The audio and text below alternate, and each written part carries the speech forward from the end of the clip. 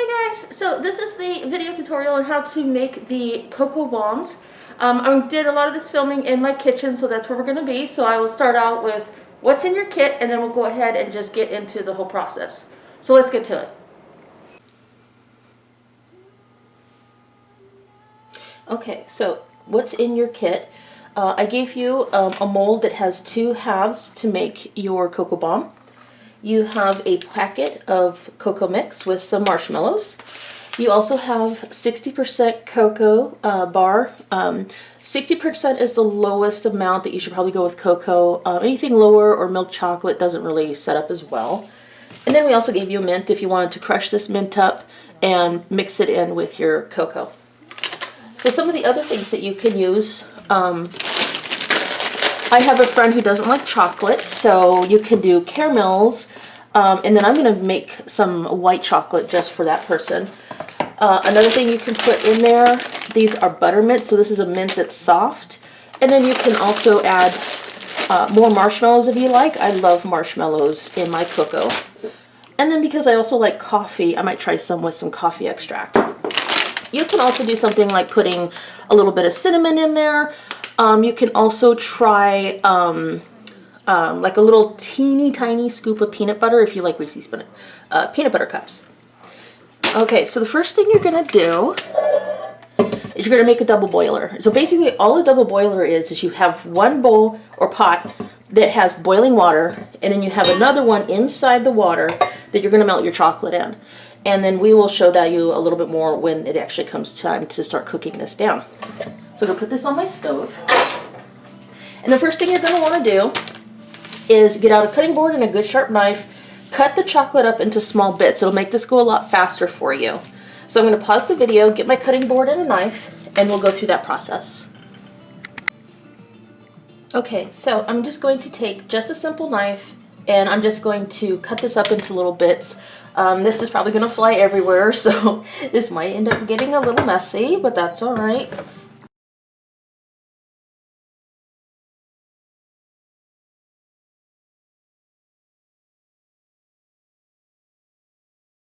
Now this is probably a lot more chocolate than you need to do the 2 little halves that I gave you that will make one cocoa bomb. Alright. So when you start to boil this or get it heated up and melted, you want to do only half the chocolate. Now there's this little thing about chocolate is that the sugars inside the chocolate make it like a crystalline structure, and that's what makes the chocolate kind of crunchy and snaps. If you don't do this correctly, your chocolate will lose that. So that's why we're only doing half the chocolate. So we're going to put half in to our double boiler. We're going to leave the other half out, and I will explain a little bit better why we're doing that. So I'm going to hit pause and get everything set up. Okay, so this is my double boiler. So I've got the water in here. A little bit of the chocolate got into that water, but don't worry if that happens. So we're just going to turn this on to kind of a medium-low temperature, and this is going to end up warming up, and then the chocolate will start melting. While the chocolate starts to melt, you're going to want to give it a stir. Once it's nice and smooth, just take it right out of the water, and then we'll go on to the next part. Okay, so as you can see, the chocolate is starting to melt a little bit, and go ahead and just give it a stir. Now you want all the chunks to be gone while you're melting it. So it is rule of thumb, when you're doing this, you want to melt it slowly. You don't want the temperature to be too hot. In fact, I'm going to turn my water down now. And once all of the chunks that are in there are melted, what we're going to end up doing is going back over to our mold. We are going to do what's called tempering, and that is basically that sugar structure that I told you about earlier that's in chocolate. It actually gets destroyed during the melting process. And the sugar structure is what kind of makes the chocolate have that snap. So what I'm going to end up doing is the other half of the chocolate bar that is not in here, we are actually going to put in the melted chocolate slowly, and that is going to bring the temperature of the chocolate down. And these crystal structures that are in the unmelted chocolate will help reform the crystal structures of the melted chocolate. So on that paper I gave you, there are a few websites. The one actually talks about tempering chocolate a little better. Okay, so almost all of the chunks are gone, and you can see my chocolate is melted. Alright, so I'm going to hit pause, and I'm going to take you back over to my cutting board, and then we are going to go ahead and get started with tempering the chocolate, bringing the temperature slowly back down, but not enough where it's solid. And then we're going to go ahead and put the mold in the fridge, and then we'll go on to the next step. Okay, so I'm back at my cutting board. I have my molds right here. So I'm going to go ahead and just slowly start adding the bits of chocolate, and you're going to bring the temperature of the melted chocolate down just a little bit. Okay. And in fact, I might make these a little bit smaller. It'll kind of help with the process. Alright, let's see if we can get some smaller bits in here.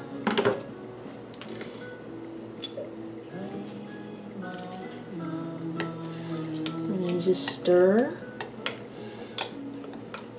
Go ahead and stir a little slow. You want this to get nice and mixed in. Grab some smaller bits here. Okay. And that is all you have to do, is just keep putting in the little bits until the temperature of the chocolate comes down a little bit to the point where it's still soft, but it's not like boiling hot. And one way you can always test to see what the temperature is take a little of the chocolate and just touch a little bit on your lip. Your lips are actually very sensitive to temperature, and that's actually a really good indicator. If you can handle it being on your lips, then it's cool enough to go ahead and put into your mold. And I can tell right now, just because it's still quite runny, it's still a little warm. So just keep adding the other chocolate. That's going to help bring the temperature down. That is going to help temper the chocolate, recreate those crystal structures that you want so that your chocolate still has that snap to it. If you don't do this, your chocolate ends up being really squishy. It doesn't hold its shape. And actually, I have heard that if you don't temper the chocolate, it's actually hard to get it back out of your mold. Now hopefully, since these are silicone molds and you can flip them over and sort of push them out from the back, that it'll be okay.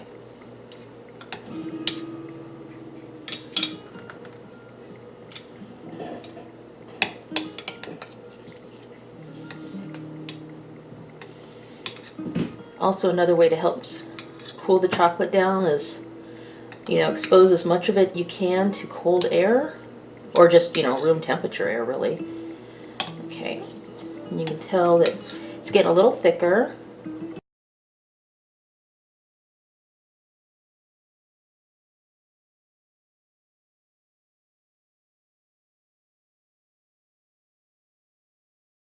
Okay, it's starting to thicken up, which is exactly what we want.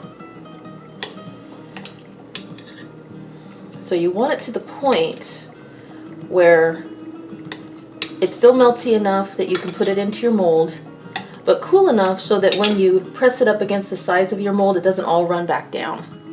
And that's kind of what you're looking for. And it's getting nice and thick. Let's just test it really quick. So it's getting pretty cool.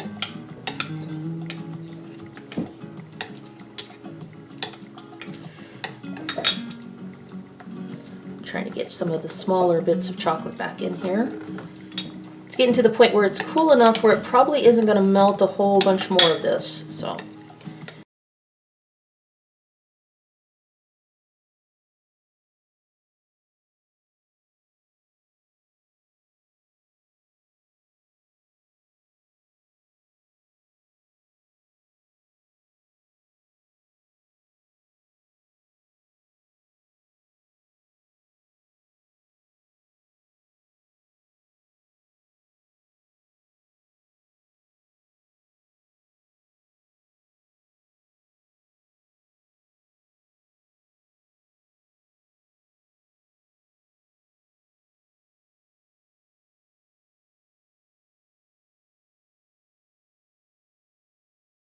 Okay, so I'm going to start filling my molds with the chocolate, and then I'm going to put it in the refrigerator until it is solid.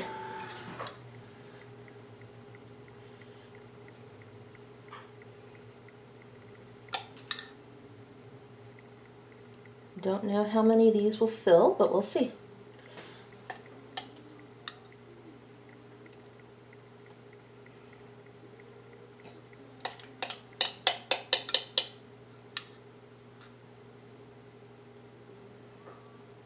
Okay, so it looks like each of these chocolate bars looks like it's going to make probably 3 bombs. I didn't add the rest of that chocolate, but if you did your entire chocolate bar,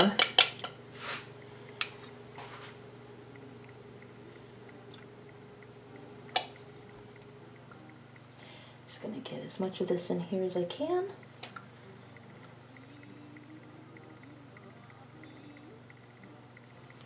Okay.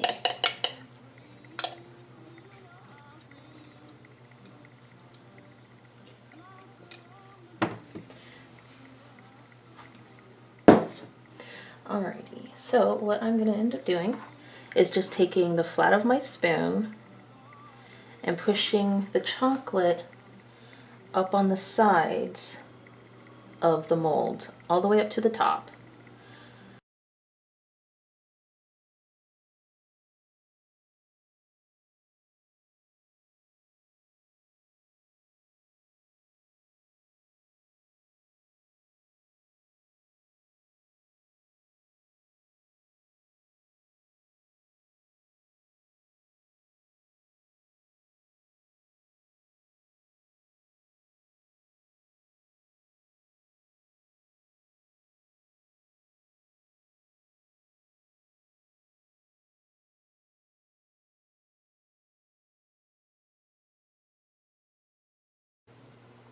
Okay, so I think I am done trying to get the sides nice and thick. They should be okay. Alright, so I'm going to pop this in the fridge so that it cools down a little faster, and then we'll be back. Okay, I took these out of the fridge. They looks like they came out pretty good. There's one here that some of the chocolate got scraped off the side, so there might be a little hole in that one. But other than that, they look pretty solid. So basically how to take these out is just to flip your mold over and then just very slowly peel the mold back and then just sort of push it out. Okay, so there's one. Alright, so some of the chocolate on the side got a little thin, so that probably means that I should have let the chocolate get a little thicker and pushed it up on the sides. So yeah, you can see some of these broke. So let's hope that one of these is a good circle so that you can see how they get put together. Ooh, that one looks pretty decent. Okay, and let's try this last one. Got chocolate on the bottom of this.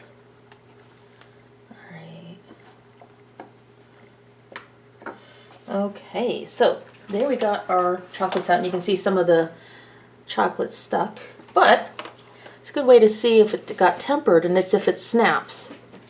And it looks like it did snap, so it looks like it's tempered. Okay, so what I'm gonna do is, kitty hair. All right, so it looks like we got a couple that fit together pretty good. So in order to fix this issue, let the chocolate get a little cooler and then just keep pushing it up on the sides. All right, so what you're going to want to do is you can take one of your cocoa packets and then you can fill it. So these ones already have a little bit of marshmallow in it. Okay, and then I'm just going to maybe fill this one. Okay.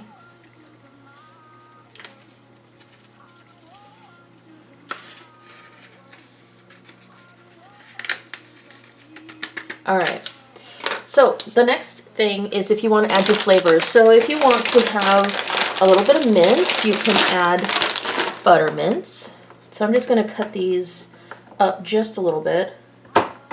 It'll help when you pour in your hot milk. It'll help kind of dissolve these if these are a bit smaller. Okay, so I'm just going to put some in this one. And then just because, why not? I've got some soft caramels here. Maybe not as soft as they could be. And then same thing with the buttermints. You know, just make it really small. And that will help when you make the hot chocolate, when you pour the hot milk in. It'll help this kind of dissolve a little bit. Alright, so small pieces in this one. Okay. So, since this guy broke a little bit, I'm not going to put that one together, but I will show you how to put one of these together. And so this is the one that has the mint in it. Now, what you want to do is you want to get one half of these warm so that you can stick it onto the other one. So, in order to do that, you're just going to use a clean plate. Get the plate warm in a microwave. You can also get the plate warm if you pour hot water over it and then just dry it off really quick. Just, you got to make sure that the plate is warm to remelt some of the chocolate. So I'm going to put it in the microwave.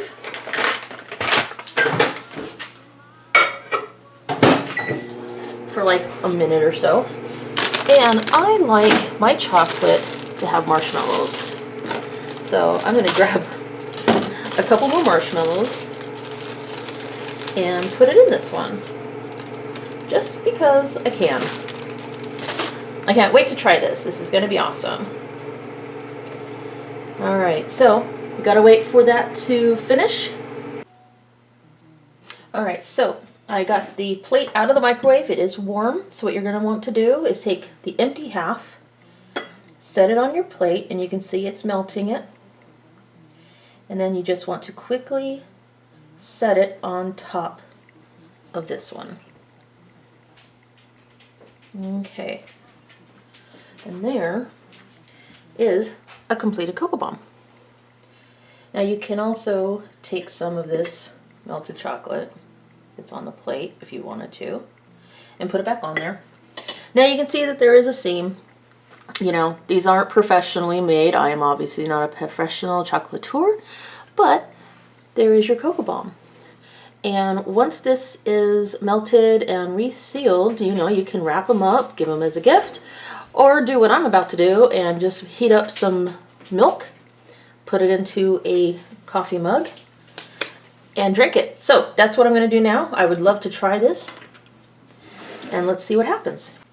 Okay, so I just got some hot milk out of the microwave, my very, very big coffee mug, and all you have to do is put in your cocoa bomb. And the hot milk should go ahead and melt it. Oh, it's melting, and then there you go, everything pops out, and you just give it a stir. Sort of. There might be a little bit too much chocolate in there. I think I might have put a little too much inside the molds, but there it is.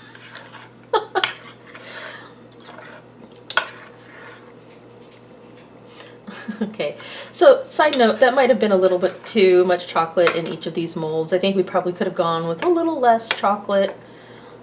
But, yeah.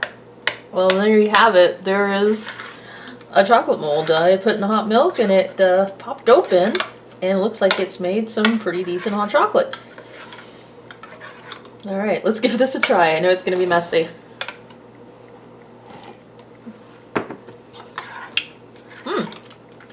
Oh, that's pretty good hot chocolate. Okay, guys. Well, I'm going to enjoy this hot chocolate. I hope you enjoy yours. If you want to make it easier on yourself, you know, you don't have to make the bomb if you don't want to. You can just throw the chocolate packet into some hot milk and put in your mix. Alright. Well, have fun with that. I'm going to go sit down and enjoy my hot chocolate. Alright. Bye, guys. And before I forget, if you have one like this that broke, you can always remelt the chocolate and try again. And then since you've got leftover bits, that shouldn't be a problem to temper it.